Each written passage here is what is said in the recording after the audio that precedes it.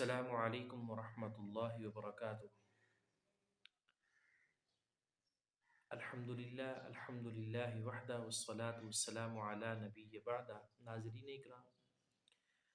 روایات کے اندر یہ بات نقل کی گئی ہے کہ حضرت عثمان رضی اللہ تعالی عنہ جب ان کا گزر قبرستان سے ہوتا تھا تو وہ بہت زیادہ روتے تھے، یا جب ان کے سامنے قبرستان کا تذکرہ کیا جاتا، قبروں کا تذکرہ کیا جاتا، تو وہ بہت زیادہ غمگین نڈھال ہوتے تھے، روتے تھے۔ پوچھنے والوں نے پوچھا کہ یا حضرت، آپ جنت اور جہنم کے تذکروں سے اتنا نہیں روتے جتنا کہ قبر کے تذکرے سے، قبرستان کے تذکروں سے آپ کا دل غمگین ہو جاتا ہے، آنکھیں آنسو بہانے شروع کر دیتی ہیں۔ آپ نے فرمایا کہ دیکھو بھائی، قبر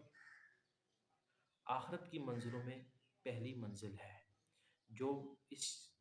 پہلی منزل میں کامیاب ہو جائے گا وہ اگلی منزلوں میں بھی کامیاب ہو جائے گا۔ اس لیے آج کی شارٹ ویڈیو کے اندر آپ حضرات کے سامنے پہلی منزل جو ہے اس کا کچھ تذکرہ کرنا ہے۔ حضرت عبداللہ بن عباس رضی اللہ تعالیٰ عنہ فرماتے ہیں، صحیح بخاری شریف کے اندر حدیث پاک ہے کہ مر النبی صلی اللہ علیہ وسلم بقبرین، نبی کریم صلی اللہ علیہ وسلم کا دو قبروں کے پاس سے گزر ہوا۔ آپ نے فرمایا انہما لا يعذبان، کہ ان دونوں قبروں والوں کو عذاب ہو رہا ہے، یعنی یہ دونوں قبریں جو ہیں ان کے اندر عذاب ہو رہا ہے۔ وما يعذبان فی کبیر، اور ان کو کسی بڑے گناہ کی وجہ سے عذاب نہیں ہو رہا۔ بڑے گناہ سے مراد یہ ہے کہ یہ ہم ان کو ہلکا سمجھتے ہیں۔ گناہ تو گناہ ہوتا ہے، چھوٹا ہو بڑا ہو، یعنی کہ جن کو تم چھوٹا سمجھتے ہو ان گناہوں کی وجہ سے عذاب ہو رہا ہے۔ نمبر ایک، فکان لا یستتر عن البول، کہ یہ بندے جو ہے، ایک ان میں سے جو ہے وہ پیشاب کرتے وقت پردہ نہیں کیا کرتا تھا، اور دوسری روایت ہے لا یستنزہ عن البول، کہ پیشاب کے وقت چھینٹوں سے نہیں بچتا تھا، پیشاب کے قطروں سے نہیں بچتا تھا۔ اور دوسرا جو تھا وہ واما الاخر فکان یمشی بالنمیمہ، وہ چغل خوری کیا کرتا تھا۔ دوسرا جو تھا، دوسرے قبر والوں کو جو عذاب ہو رہا ہے وہ چغلی کیا کرتا تھا، ایک کی بات ادھر، دوسرے کی بات سنی، دوسرے کی ادھر کر دی، تیسرے کی سنی ادھر کر دی۔ تو ناظرین اکرام، یہ دو عمل جو ہے یہ عذاب قبر کا سبب ہے۔ نمبر ایک کہ انسان جو ہے وہ پیشاب کے چھینٹوں سے نہ بچے، یا پیشاب کے وقت پردہ نہ کرے، یعنی ایک دوسرے کے سامنے ہی پیشاب کرنا شروع کر دے، لوگوں کے بھیڑ کے اندر پیشاب کرنا شروع کر دے۔ تو روایت یہ لا یستتر عن البول، کہ پیشاب کے وقت پردے کے حالت میں جائے اور پیشاب کرے، اور دوسرا یہ ہے لا یستنزہ عن البول، کہ پیشاب کے وقت چھینٹوں سے بچے۔ سرکار دو عالم صلی اللہ علیہ وسلم کی ایک اور حدیث پاک ہے، استنزہوا من البول فإن عامۃ عذاب القبر منہ، کہ پیشاب کے قطروں سے بچو کیونکہ اکثر عذاب قبر جو ہے وہ اسی کی وجہ سے ہوتا ہے۔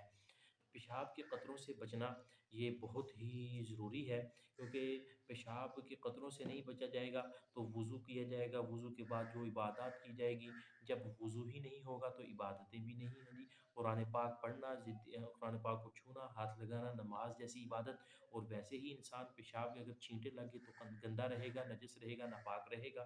تو پیشاب کے وقت چھینٹوں سے بچنا بہت ضروری ہے، کیونکہ یہ عذاب قبر کا پہلا سبب ہے۔ سرکار دو عالم صلی اللہ علیہ وسلم نے بیان فرمایا کہ لا یستنزہ عن البول فإن عامۃ عذاب القبر منہ، کہ پیشاب کرتے وقت چھینٹوں کا خیال رکھو۔ دوسرا یہ ہے کہ بعض حضرات کو بیماری ہوتی ہے کہ پیشاب کے قطرے آتے ہیں، تو ان کو تو بہت ہی